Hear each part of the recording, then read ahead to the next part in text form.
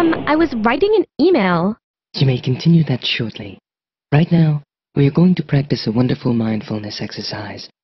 I want you to draw a picture. What kind of picture? A picture of a peaceful, quiet place that you would like to visit. Any place I want? Any place you want. All done? Good. First, study your works of art for a second.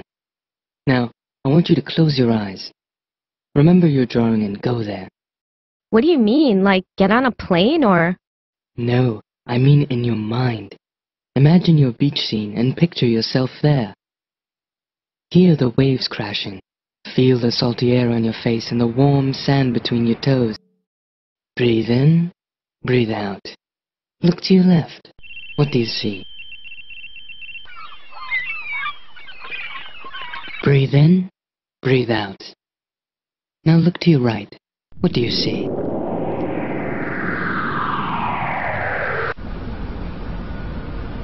If your mind starts to wander, bring it back to your quiet place. Breathe in. Slowly open your eyes. Now breathe out.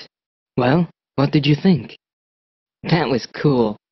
Super relaxing. I didn't know I could just use my imagination to feel that way. Here are your drawings. You can look at them to help you remember your quiet place and go there anytime you want.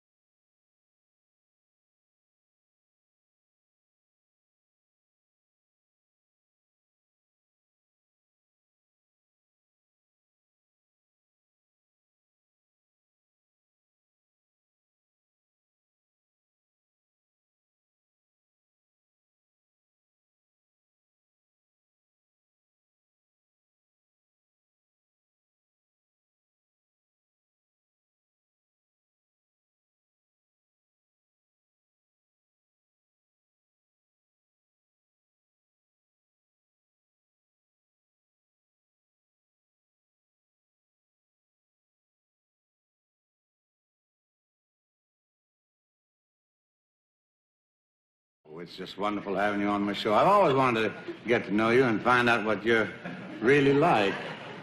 Oh. Yeah, because whenever I watch you on television, you're always pretending to be so dumb. You know what I mean? Yeah, I'm not pretending. I really am dumb. Tell me what inspired you to get involved in children's education like this.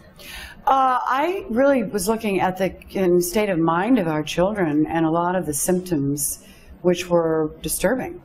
So it was looking at the child themselves, not looking at the school or not looking at the studies or not looking, but what's going on with the mental state and mental well-being of our children.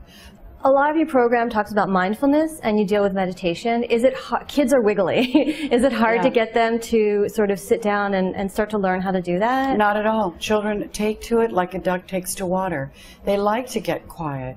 Some of them are fidgety, but after a while they quiet down. The brain is like any other muscle. It just needs to be trained. And once children do find that quiet place, they find a solace there. They like it there. And they like the quiet. This program called MindUP goes into the classroom, and then inside of that, the teacher embeds it inside of the classroom. And these kids are happier, they're more attentive, they're doing better in reading, they're doing better in math.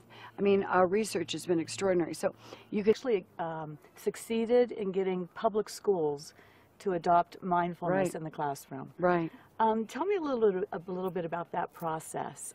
Where does it start and how do you actually engage a student in the classroom? How it works in the classroom is that the teacher, of course, gets trained, right? And then they start out their day with what we call a brain break. Okay. That calms them down, gets them focused, gets them ready for learning. So our teachers are now looking and saying, well, we don't have to tell the kids to quiet down. They've already done it. So they're already paying attention. So that's the first thing. The second thing is they have a brain lesson. They learn about the brain and how it works. And that's interesting because they can control that. So it gives them a sense of control. Okay, oh, I'm all over the place. I know what to do. Sit down, breathe, and focus, and I can take my test better, which is what they do.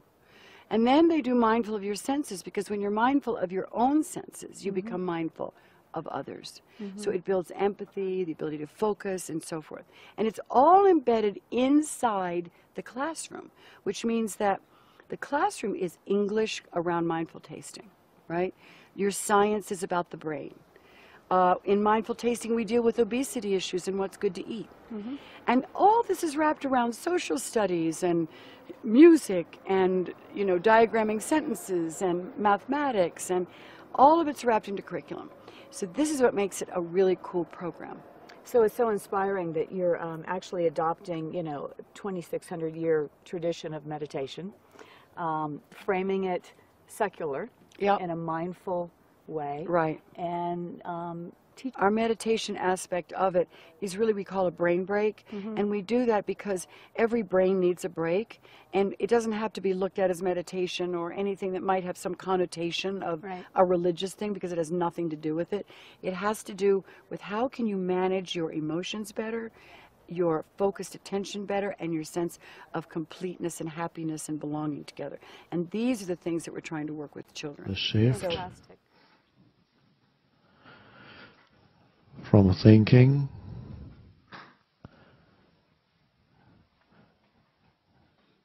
to awareness.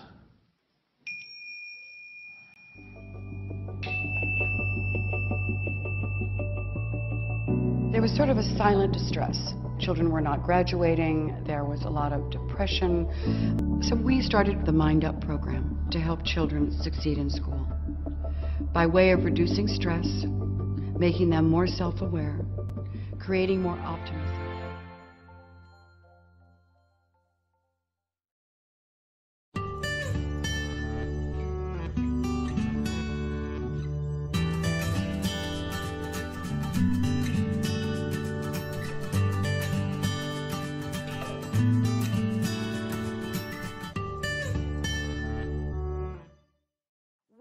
To be able to teach our children how their brains work. We have to be able to bring contemplative practice into the classroom under a different name, because obviously people that say, oh, meditation, they think, oh, well, this is Buddhist or this is whatever.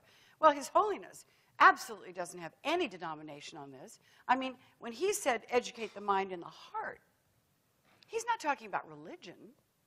He's talking about the right practice that creates the right neurological firing, that creates new pathways in the brain, that create a better outlook. To feel happier, your mind needs to be full of the present. Don't think about yesterday or tomorrow.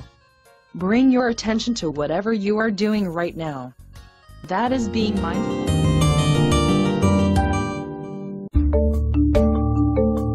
We can learn a lot about mindfulness from the animal world, because animals are naturally mindful, searching out weaknesses and fixing them.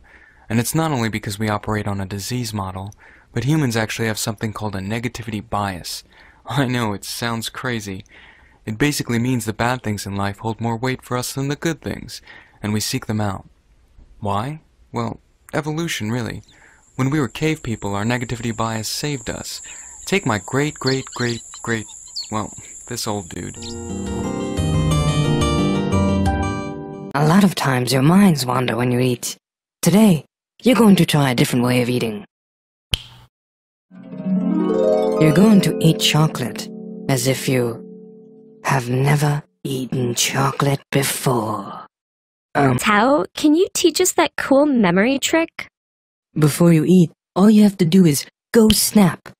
And this will activate the extraordinary power all humans possess. Imagination.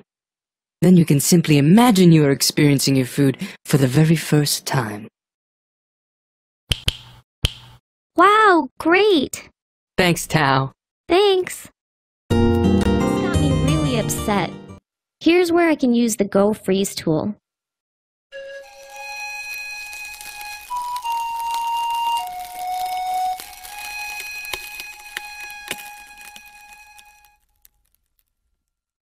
Go Freeze cools the situation down. Now I can take a deep breath instead of exploding. I can calm myself down.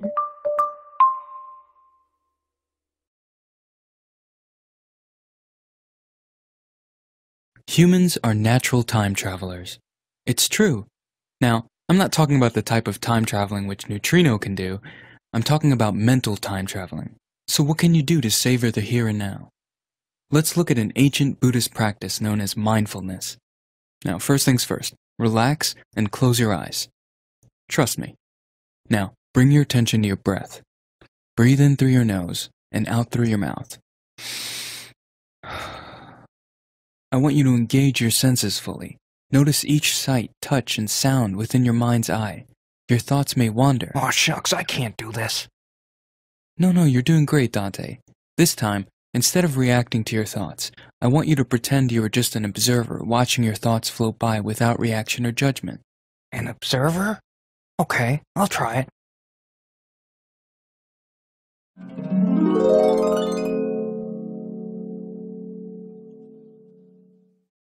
Mindfulness disentangles you from reacting to particular emotions and thoughts as you become a non-judgmental observer of yourself.